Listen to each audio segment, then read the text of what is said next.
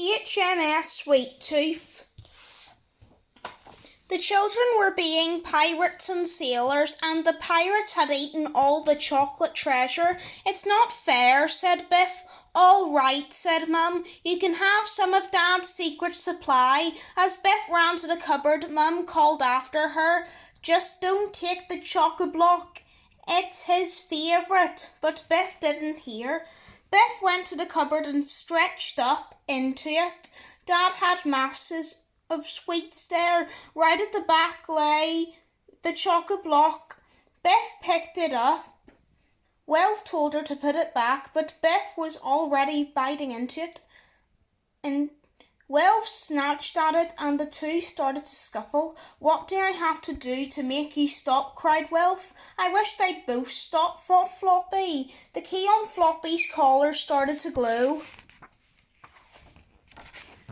Biff, Wilf and Floppy found themselves sucked into a vortex of sparkling colours and lights. They were flying round and round, faster and faster. Wilf, Biff and Floppy landed aboard the HMS Sweet Tooth. The sleepy captain stood to attention. "Welcome aboard," he said. "You're just in time to guard my precious cargo." "Aye, aye, Captain," said Biff and Wilf. "Remember," the captain said, "don't open the door or the smell of chocolate will get out and enemy pirates will be on to us before you can say gobstopper." But Biff's eyes had lit up. She couldn't resist the chocolate and she grabbed the door. Wilf tried to stop her. Floppy grabbed her too, but then he let go. Thump! Biff toppled against the door and it swung open. A sweet sugary mist rose out of the hold, swirled past the children and drifted across the sea to the pirate ship, the Rotten Fang. "Oh no," gasped Biff. The sweet smell floated over the deck of the pirate ship. Captain Fang breathed in deeply.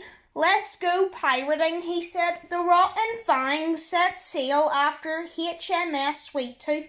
It drew closer. Captain Fang and his pirates swung themselves aboard the ship and attacked.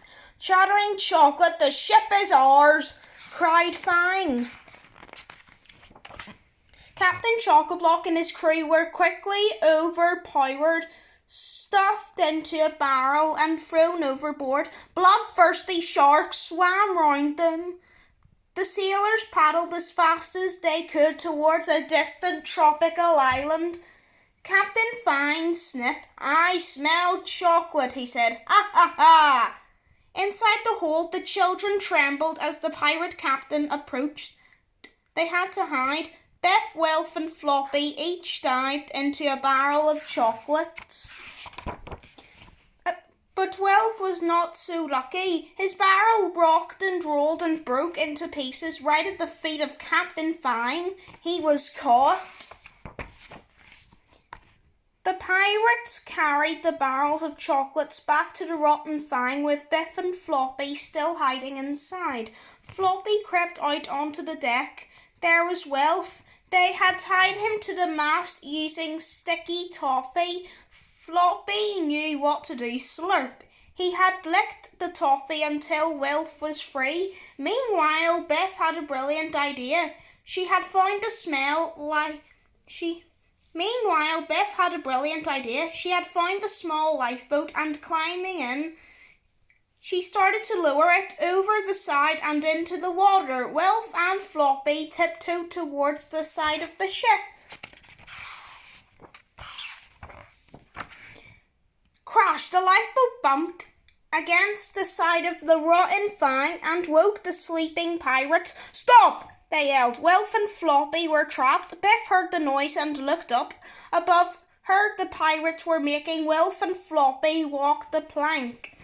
Biff had to think fast. Then she spotted something sticking out of the side of the ship. It was a giant cork.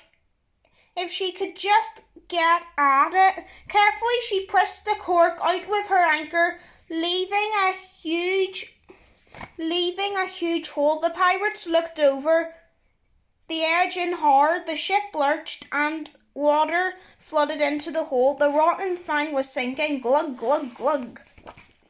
Wilf, Floppy, jump! Wilf, Floppy, jump! Biff yelled. Just in time, the two of them landed in Biff's boat, nearly sinking it. Together, they rowed back to the Sweet Tooth.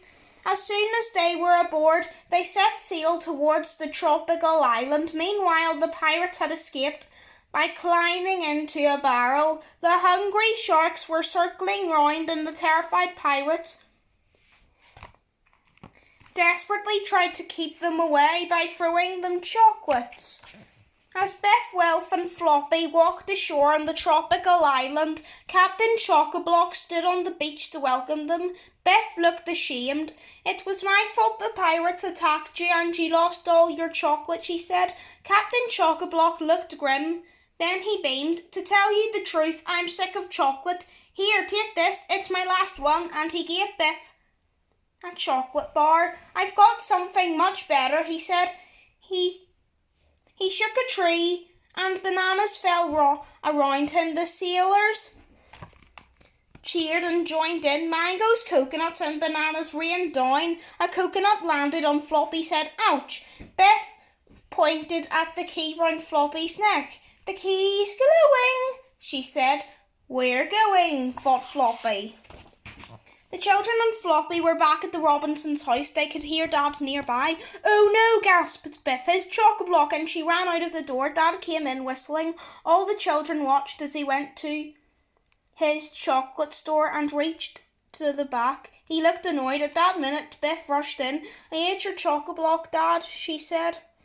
"But here's another one I bought with my pocket money."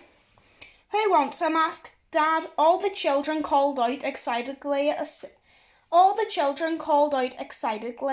except for Biff. "No, thank you. Enough is enough," she said firmly. "I know when to stop." All the children stared at her. "Well, maybe I'll just have a little bit." Biff smiled and everyone laughed. The end.